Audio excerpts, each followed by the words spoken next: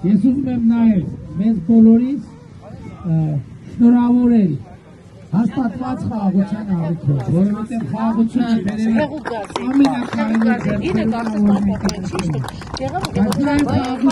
Սոր առաջ ասեց, որ շուկան կարգավորվելու է, գինը կարգավորվելու է, լավ սպասվել է, գալու է, բայց խնդիրը չի լուծվում։ Նախ առաջին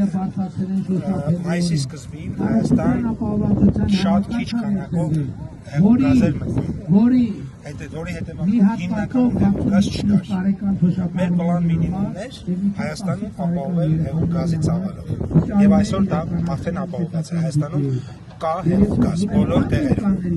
Եվ գինն էլ 300 պլյուս էր արդեն։ Հիմա գինը ես նոր նայում եի ապարանում 240 է։ Արդյոք դա այն գինն է, որը պիտի լինի։ Ես կարծում եմ ոչ։ Պետք է իջնի, պրոցեսը դանդաղ գնում է։ Երկրորդ կարևոր լուրը, երեք ինձ էկոնոմիկայի նախարարության կցորդը Իրանում զեկուցել է, որ Իրանից հեղուկ գազի արտահանման խնդիրը լուծվել է։ Դա նշանակում է, որ առաջիկա օրերին Հայաստան է մտնելու նաև իրանական հեղուկ գազ, որը գների վրա քիչեցնի ներքև դեպի էլի, որը նույնպես կարևոր է։ Եվ երրորդ, Ռուսաստանի Դաշնությունից հեղուկ գազը անխափան այս օրերին գալիս է, բայց Ռուսաստանի Դաշնությունում գների աճ է տեղի ունեցել, որոշակի, որը այստեղ իր ազդեցությունն ունեցել է։ Եվ ես հուսով եմ, որ իրանական գործոնը իր ազդեցությունը կունենա մուտքը գները էլի ներքև իջնելու ուղղությամբ։ Այնպես որ պլան մինիմում հեղուկ գազի քանակը կա, գինը 240, հա 5 րոպե առաջ եմ ապարանում տեսա 240, համաձայն եմ, վատ բարձր գին է, ես ուղիղ ասում եմ, եւ հիմա մենք աշխատում ենք, որ եւ Իրանից եւ Ռուսաստանից մեծ ծավալներով կա, որոնք պիտի նպաստեն գների իջեցմանը, բայց ես մայիսի 1-ին էլ եմ ասել, այս փուլում կարճաժամկետում վերադարձ են 5 գներին, մի քիչ պակաս իրատեսական եմ համարում, շատ պարզ պատճառով, որովհետև Ռուսաստանում գները ավելացել են եւ այնտեղ պետական ինչ-որ դուրք է դրվել արտահանման վրա։ Ինձ այդպես են զեկուցել նոր բան է, որոշակիորեն գնի վրա ազդեցություն ունեցել է, այնպես որ մեր օրակարգում է ես հիմա չեմ ուզում ասեմ կին, բայց եթե մի շաբաթ հետո անգամ 200 լինի, ֆանտաստիկ լավ կլինի, եթե մի շաբաթ հետո օրինակ արձանագրենք, որ ապարանում էր 240 չի 200, ֆանտաստիկ լավ կլինի, աշխատում ենք բոլոր ուղղություններով, որպեսզի գները իջնի, ամենակարևոր ասում եմ, իրանական արտահանման այդ սահմանափակումը վերացվել է, մեր գործարանները կարող են Իրանից բերել, իսկ իրանյականը մի քիչ ավելի ցածր գնով է, հետևաբար հույս ունենք դրանով նաև գների վրա իջնի։ Պարոն ճիշտ է, գյուղացիներից ազատ եք ստանում, որ Իրանի բերքը այս տարի կարծես չկա, դուք մոնիտորինգ արել եք, Հայաստանում ինչքանի տողնա չի, գիտեմ մոտավոր ինչքան բերք լինի եւ արտահանման խնդիր եւ այլն գինը ինչքան կլինի, ինչքան մտածել եք թե արտահանման խնդիր չկա, չի կարող լինել, ազատորեն այս օրերին գնում է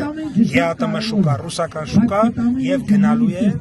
ավելին։ Սպիրտ, կոնյակի սպիրտ, կոնյակ ավելի շատ ենք արտահանում, քան անցած տարի,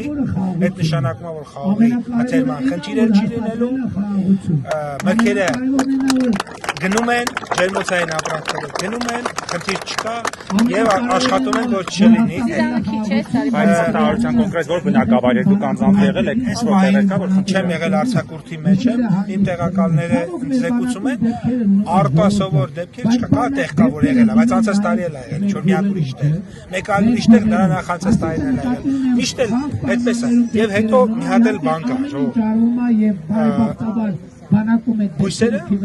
նորմալ է, եթե անցած տարի ունեցել ենք ֆանտաստիկ գերարտադրություն, շատ դժվար է պատկերացնել, որ այդ ծավալի նույն ծառը այս տարի կբռնի, որ գյուղում ապրող մարդիկ կիմանան, ծառ մշակող մարդիկ կիմանան ինչ եմ ես ասում, այդպես է, մի տարի շատ է բռնում, մի տարի մի քիչ է բռնում, նորմալ է դա։ Ջերմուկի Ռուսաստան արտանելու կապված խնդիր կա թե չկա։ Այդ խնդիրը փոքր ծավալի խնդիր է մեր ջերմուկի արտահանման մեջ։ Այդ ծավալը, որը նշվել է, այդ ծավալից տասնապատիկներով ավել մենք դրանից հետո արտահանել ենք ու արտահանելու ենք։ Ինչքան ծավալի հասցրել եք։ Ժողովուրդ, դուք ասում եք 300,000 շիշ չէ օրինակ, դա գիտեք ինչքան է, 300,000 շիշը Հայաստանի չափահաս բնակչության 15%-ը մի շիշ օրինակ, որ ջերմուկ խլի, 15%-ը, մի օր, ընդամենը հետ կանել, նկատի ունեմ, խնդիր չկա, մենք միլիոններով արտահանում ենք։ Պարոն պատասխանատվին հարցել, հա, ներողություն, դուք խնդիր ունեք մարզային այս պարագայում, մարզային այսօր ժամանակ մարդաքանակ ապահովելու, չէ՞։ Բացարձակ չունենք, բացարձակ։ Ինչու եմ արդյոք, քանի որ ապարանում ու մոտեցան դպրոց ընդորում դասի ժամին, ուսուցիչները, աշակերտները եկել են դրոշներ պարզելու խաղաղություն դրությամբ, ինչու եք նման, դա չարաշահում չէ։ Մենք դրա հետ բացարձակ կապ չունենք, պաշտոնապես հայտարարում եմ, քաղաքացիական պայմանագիրը այդ ամենի հետ ունի զերո կապ, պաշտոնապես հայտարարում եմ, որ կարծի, որ մենք որևէ կապ եթե ունենք, ես ներողություն կտամ։ Բայց ամեն դեպքում որպես իշխանություն չպետք է հետևողական լինել, որ նման բան չլինի։ Հիմա եթե ներողություն ես ավարտեմ, եթե հիմա անդիմության պարագայում ձեր ընկերները ասում անմիջապես քաղաքացիական պայմանագիրը պարզվի, որ դրա հետ 0.01% կապ ունի, ես ներողություն կխնդրեմ, ժողովուրդ։ Մենք դրա հետ որևէ նման բաների հետ մենք որևէ կապ չունենք։ այսինքն այս հարթակ օգտագործելով դուք դիմում եք դպրոցներին, որ դասի ժամին Դասի ժամին պետք է գնալ դասի։ Վարչապետն էլ է ասում, երեխեք ջան, դասի ժամին գնացեք դասի։ Բոլորին։ Եվ ուսուցիչներին, բոլորին։ Ես օրինակ նախարար եմ, արձակուրդ եմ գրել, դրա համար այստեղ եմ, հակառակ պարագայում, այստեղ չէի լինի։ այսինքն դա խախտում է։ Ժողովուրդ ջան, մարդը ելել եկել է, հիմա ես չեմ կարող ասեմ, կարող է դասը ավարտվել է եկել է, կարող է երկրորդ հերթը եկել է, կարող է այդ ուսուցիչը, ես դասախոս եմ, բանը շաբաթական 2 անգամ եմ դասի գնում, իմ մուտքը այդպիսին է, որտեղ փոքր ծավալով այն դասաժամերը, քիչ է։ Մեծ մասը բացատրում է սերն է բերել իրենց։ Ժողովուրդ ջան, եթե սերը մարդուն բերել է ու ինքը օրինակ իր ազատ ժամին եկել է, ես ինչ անեմ։ Մարդը եկել է իր երեխու խաղաղությունը պաշտպանի։ Ես չեմ կարող մարդուն ասել, քո երեխայի խաղաղությունը պաշտպանելու համար մի արի։ Այդ երեխան, որը եկել է Նիկոլ Փաշինյանին դիմավորելու, այդ սերն է իրան բերել։ Եթե ուսուցիչը եկել է, որովհետև գիտի, որ այն աշակերտներին, որոնց ինքը դաս է տալիս, այդ աշակերտները խաղաղության մեջ են ապրելու, բայց այդ ուսուցիչին հնարավոր չի ասել մի արի։ Հիմա նույն տրամաբանությամբ, եթե նույն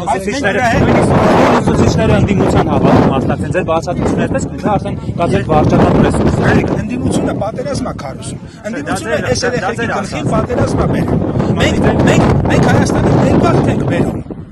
Ընդդիմությունը Հայաստանը բերում ինչ որ մի մտածածից ինչ-որ թվով ադրբեջանցիներ։ Մենք ուրիշ բան ենք ասում։ Այսօր հանրահավաքում երեկո ենք ասել։ Մենք 300,000 ադրբեջանցի Հայաստան չենք բերել։ Մենք 300,000 հայի ներգաղթ ենք ապահովելու եւ առաջին տարին այս տարի արդեն 8600 հոգու ապահովելու ենք։ Այսա մենք անելու ենք։ Իսկ ընդդիմությունը այս երեխեքի գլխին ուզում է պատերազմ բերի։ Մենք թույլ չենք տալու այդ պատերազմը։ Իրենք էլ հակադարձում են, ասում են 10 թվականին այն երեխեքը, որ ձեր համար նաեւ ճանապարհ էին փակում, իրենք ցավոք մի մասը չկան, այսինքն դուք եք պատերազմել եւ տեսեք, խնդիրը հետեւյալն է։ Մեր միակ սխալը նա է եղել, որ մենք այո 18 թվականին չենք ասել, որ Ղարաբաղյան շարժումը պետքա դադարեցնել։ Եվ մենք ուշ ենք ասել, հիմա ասում ենք պետքա դադարեցնել։ Իրենք ասում են պետքա պահել։ Պահել Ղարաբաղյան շարժում նշանակում է նոր պատերազմ, նշանակում է 10,000 եւ ավելի զոհ, նշանակում է Հայաստանի տարածքների կորուստներ, Հայաստանի ինքնիշխանության կորուստ։ Մենք դա թույլ չենք տալու։ Այս ժողովուրդը թույլ չի տալու, որ պատերազմի կուսակցությունները իրենք օլիգարխ գան Հայաստանում այս ժողովրդի գլխին բերեն պատերազմ։ Թույլ չենք տալու, ժողովուրդ ջան, ով ուզում ալնի Կարապետյան, Զարուկյան, Գագիկ լինի, Քոչարյան, Ռոբերտ լինի, թույլ չենք տալու, իրանք մեր ժողովրդի գլխին բերեն պատերազմ։